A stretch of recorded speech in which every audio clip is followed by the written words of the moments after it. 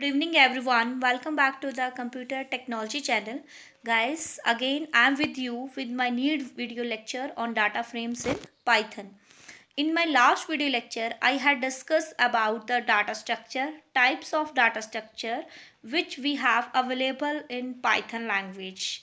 In that video lecture, I taught you about the series and the data frames, just layout of the data frames. Right guys? Series में detail में हम लोगों ने example भी किए थे और सीरीज़ किस तरह से पाइथन में बनती हैं, कौन से एग्जाम्पल्स होते हैं, that I had discuss with you in my last video lectures. The students जिन लोगों ने वो वीडियो लेक्चर नहीं देखा है, आप इस टॉपिक पे गो थ्रू होने से पहले सीरीज़ वाला जो वीडियो है मेरा वो ज़रूर देख लीजिए.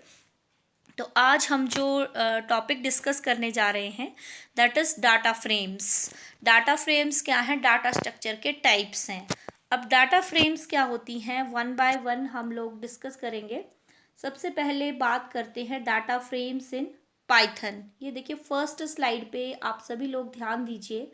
सबसे पहले आपको ये पता होना चाहिए, before go through the programming you have to know about the theoretical part. Right guys? Data frames are the two dimensional data structure. ये चीज़ यहाँ पे इम्पॉर्टेंट है. डाटा फ्रेम्स क्या होती हैं? Two dimensional data structure having rows and columns like a table, जिसमें table की तरह रोज और कॉलम्स होते हैं. ये तो आपको पता ही है, जैसे इस तरीके से टेबल होता है, जैसे आपने MS वर्ड किया होगा, एक्सेल किया होगा, उसमें टेबल्स होते हैं, उसमें रोज और कॉलम्स होती हैं. लाइक दिस 1 2 3 ये क्या है? आपके कॉलम्स हैं और 1 2 ये आपकी क्या है?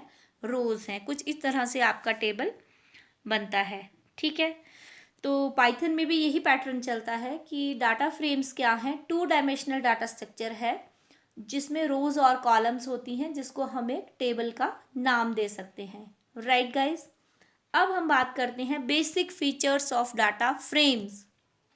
डाटा फ्रेम के बेसिक फीचर्स क्या हैं? बेसिक फीचर्स का मतलब होता है कौन कौन से ऑपरेशंस हैं या कौन कौन सी फैसिलिटीज़ हैं जो आपको डाटा फ्रेम्स में अवेलेबल रहेंगी.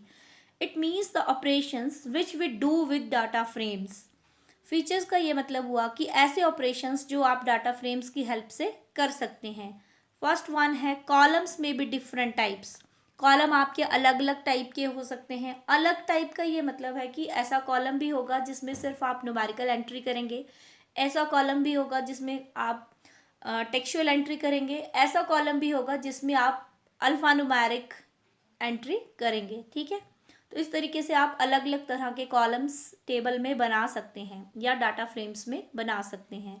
Size can be mutable. Mutable का मतलब होता है चेंज. आप साइज जो है कॉलम का, बड़ा छोटा, रो का इंक्रीज डिक्रीज कर सकते हैं. ठीक है, तो म्यूटेबल का मतलब होता है जिस चीज़ को आप लोग चेंज कर सकते हैं. तो डाटा फ्रेम में आपको ये फैसिलिटी होती है कि आप कॉलम या रो के साइज को म्यूटेबल होता है, यानी कि आप उसको चेंज कर सकते हैं.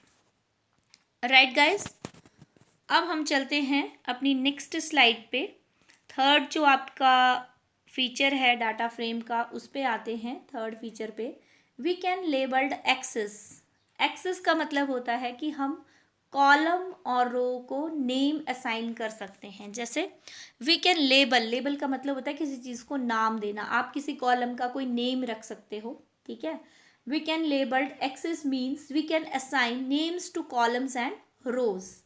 We can operate arithmetical operations on rows and columns. आप rows और column पे arithmetical operations भी apply कर सकते हो. arithmetical operations का मतलब होता है प्लस करना, माइनस करना, मल्टीप्लाई करना, डिवीज़न करना. ठीक है, कोई भी अरिथमेटिकल ऑपरेशन आप जो है कॉलम्स और रोज पे अप्लाई कर सकते हैं. Right guys? तो ये फैसिलिटी हमें पाइथन के डाटा फ्रेम में अवेलेबल रहती है. राइट, अब हम चलते हैं नेक्स्ट जो इससे जुड़ी इंपॉर्टेंट इंफॉर्मेशन है उस पर स्विचिंग करते हैं. Data frames creation process in Python. अब आपको ये पता चल गया कि डाटा फ्रेम्स क्या होती हैं. जैसा मैंने अभी आपको बताया कि टेबल होते हैं जिसमें रोज और कॉलम होते हैं और उसमें क्या क्या फीचर्स होते हैं that I had discussed with you. Now data frame किस तरीके से पाइथन लैंग्वेज में बनाई जाती है, किस तरीके से आप डाटा फ्रेम को बनाएंगे. Right, in Python, for creating data frames, we have to use constructor function. This is important one. Right guys, this one, constructor function. Python में अगर आपको डाटा फ्रेम क्रिएट करनी है, आपको कंस्ट्रक्टर फंक्शन की ज़रूरत पड़ेगी फ्रॉम पांडाज लाइब्रेरी. अब आपको कंस्ट्रक्टर फंक्शन कहाँ से मिलेगा? पांडा की लाइब्रेरी से मिलेगा. यानी कि पाइथन की जो लाइब्रेरी होती है जिसमें सारे फंक्शन, सारे फीचर्स आपके अवेलेबल होते हैं, वहीं से आपको ये कंस्ट्रक्टर फंक्शन मिलेगा, जिसकी हेल्प से आप पाइथन लैंग्वेज के प्रोग्राम में एक डाटा फ्रेम को क्रिएट कर सकते हैं. That is the important thing you have to remember. Right guys? तो जब भी आपको इस तरह से क्वेश्चन पूछा जाए कि डाटा फ्रेम पाइथन लैंग्वेज में किस तरीके से बनती है, तो आपका फर्स्ट थिंग होना चाहिए कि for the creation of data frames in Python language we have to use the constructor function, and that constructor function is present in the pandas library.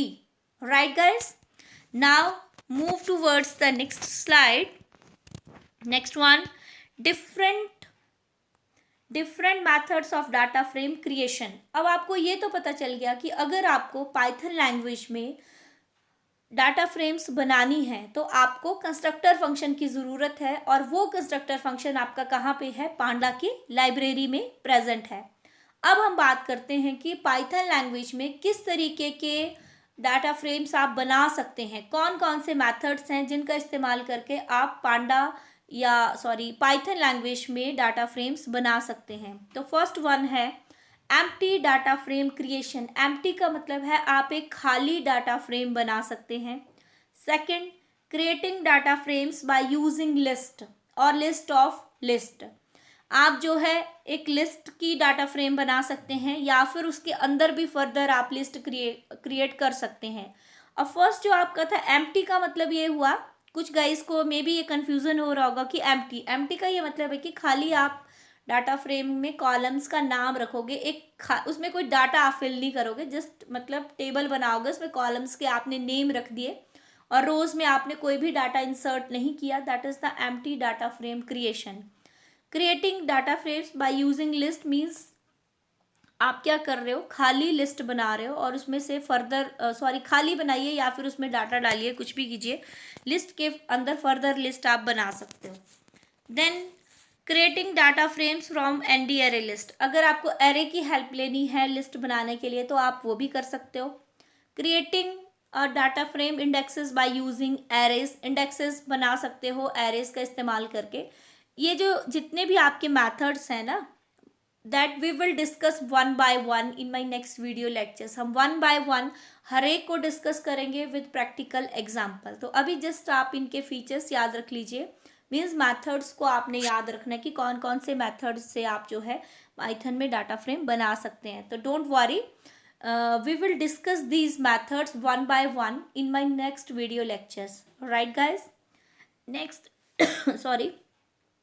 Creating data frames from list of dictionaries. ये भी आप लोग कर सकते हो. Now next one is creating data frames by using zip function. Zip function का इस्तेमाल करके आप किस तरीके से डाटा फ्रेम बना सकते हैं वो भी हम डिस्कस करेंगे. Creating data frames from dictionary of series. आप डिक्शनरी ऑफ सीरीज से भी डाटा फ्रेम क्रिएट कर सकते हैं. तो टोटल आपके पास ये 7 मैथड्स हैं जिसके थ्रू आप पाइथन लैंग्वेज के प्रोग्राम में डाटा फ्रेम्स को क्रिएट कर सकते हैं.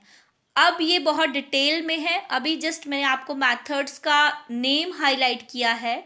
नेक्स्ट वीडियो लेक्चर्स में हम वन बाय वन डिस्कस करेंगे कि किस तरीके, कौन से मेथड से किस तरह से बनता है with practical example. So don't worry and keep watching and wait for my next video lectures. तब तक के लिए thank you so much guys and keep enjoying and do like subscribe my channel. Thank you guys. Thank you. Bye bye.